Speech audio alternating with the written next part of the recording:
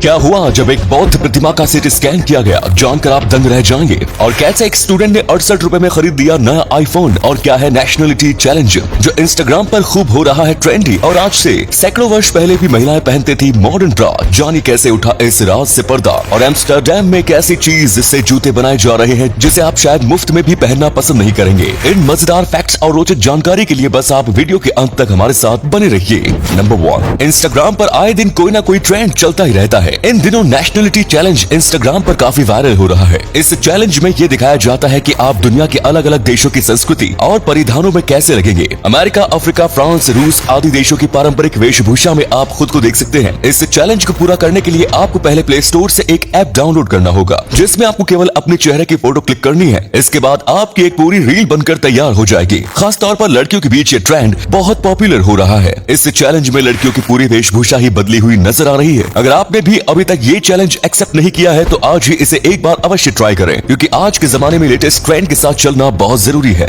Number 2, Amsterdam में अन्ना बुलूज नाम की एक महिला है जो च्युइंगम को रिसाइकिल करके उनसे बूट्स बना रही है। स्नीकर्स और बूट्स जो आप स्क्रीन पर देख रहे हैं ये रबर या लेदर के नहीं बल्कि लोगों की चबाई हुई च्युइंगम से बने हुए हैं। दिखने में ये जूते बहुत स्टाइलिश नजर आते हैं। एना बुलूस ने गम ड्रॉप प्राइवेट लिमिटेड नाम की एक कंपनी शुरू की है जो सड़कों से च्युइंगम इकट्ठा कर उन्हें रिसाइकिल कर रही है। एक जोड़ी जूते की कीमत $225 यानी लगभग 18,000 रुपए है। ये जूते लिमिटेड एडिशन में हैं। लोगों को ये जूते बहुत पसंद आ रहे हैं और इसके अंदर से च्युइंगम की फ्रूटी स्मेल भी आती है। इसके अलावा भी कई अन्य प्रोडक्ट्स आज कंपनी बना रही है। थूकी हुई च्युइंगम को इस तरह से रिसाइकिल करने का आइडिया वाकई कमाल का है। नंबर 3, वैज्ञानिक कुछ नया सीखने के लिए कोई ना कोई एक्सपेरिमेंट करते रहते हैं। एक बार नीदरलैंड के म्यूजियम में रखी हुई बौद्ध की प्रतिमा का सिटी स्कैन किया गया। सिटी स्कैन की रिपोर्ट्स में उस मंदिर के अंदर एक स्केलेटन की बात सामने आई। ये मूर्ति 1100 साल से भी अधिक पुरानी है। चीन के रहने वाले लिव क्वान की है। असल में बौद्ध धर्म में सेल्फ ममिफिकेशन का रिवाज प्रचलित था। इसमें बौद्ध भिक्षु खुद को एक सांचे में ढाल लिया करते थे और केवल नाक और मुंह के पास से थोड़ी जगह खाली छोड़ दिया करते थे। जब भी उन्हें भूख लगती थी तो वो एक घंटी बजा दिया करते थे जिससे बाहर के लोग उन्हें पानी और कुछ खाना दे दिया करते थे।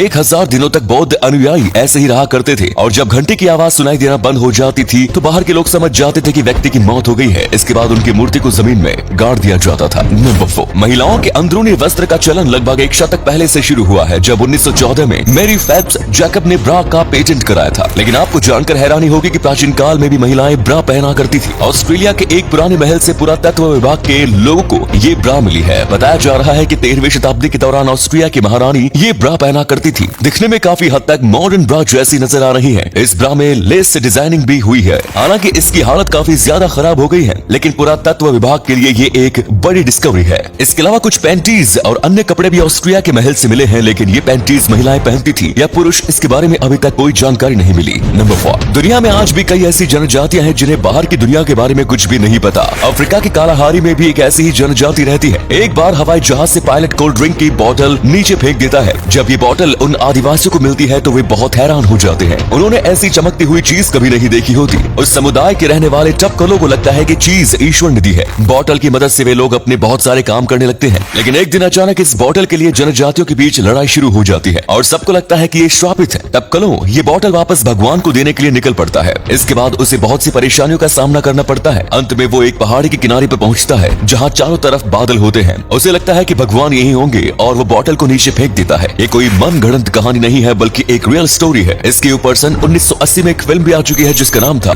God must be crazy. और अगले फैक्ट पर जाने से पहले इस फोटो को ध्यान से देखिए और बताइए कि आपको किसका फोटो दिखाई दे रहा है। इससे पता लगेगा आपका दिमाग और आपकी आंखें कितनी तेज है। मिलते हैं आपको 5 सेकंड्स। चलो सब्सक्राइब करो पहले। हाँ जल्दी करो, मुझे पता है कि आप लोग नहीं करते, वीडियो देखते हो लेकिन सब्सक्राइब नहीं करते। लाल कलर का बटन नहीं से दबाओ, जल्दी दबाओ फिर मैं शुरू करूँ। दबा दो जल्दी, दबा दिया, घंटी भी दबा देना, ठीक है।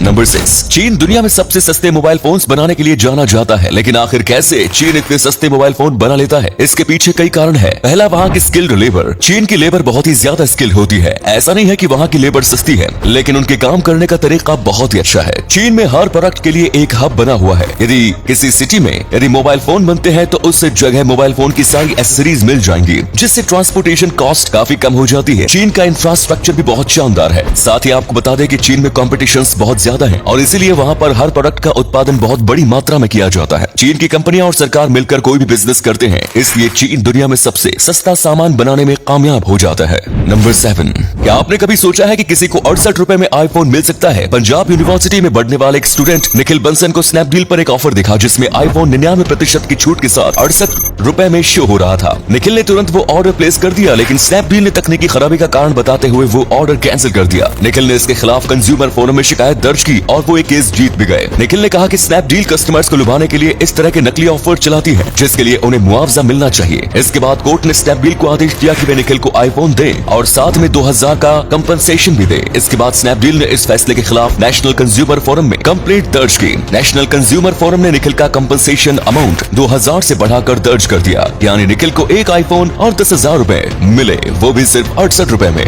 नंबर 8, मुंबई के धारावी इलाके को एशिया का सबसे बड़ा स्लम कहा जाता है। केवल 2 वर्ग किलोमीटर के एरिया में 10 लाख से अधिक लोग रहते हैं। इनमें से अधिकतर लोग कूड़ा और कचरा बीनने का काम करते हैं। इस जगह लोग कैसे रहते होंगे, इस बात का अंदाजा आप इस बात से लगा सकते हैं कि यहाँ पर 1500 लोगों पर एक टॉयलेट मौजूद है। कई घंटे लाइन में लगने के बाद लोगों का नंबर आता है। हर जगह गंदगी और घुटन नजर आती है। चारों तरफ नाली का गंदा पानी बहता हुआ दिखाई देता है, जिससे बीमारियां फैलने का खतरा बना रहता है। पिछले कुछ समय के दौरान धारावी में एक छोटी मोटी इंडस्ट्रियल यूनिट स्थापित की गई थी और यहाँ पर बनने वाला सामान कई बड़ी बड़ी ई कॉमर्स साइट पर भी बेचा जा रहा है। भले ही ये एक स्लम एरिया है, लेकिन इस जगह की सालाना जीडीपी $650 मिलियन से अधिक हो गई है। तो ये थे कुछ अमेजिंग फैक्ट्स। इनमें से कौन सा फैक्ट आपको सबसे जबरदस्त लगा, कमेंट्स में जरूर बताएं। वीडियो को यहीं पर एंड करते हैं। ये वीडियो देखने के लिए बहुत बहुत धन्यवाद।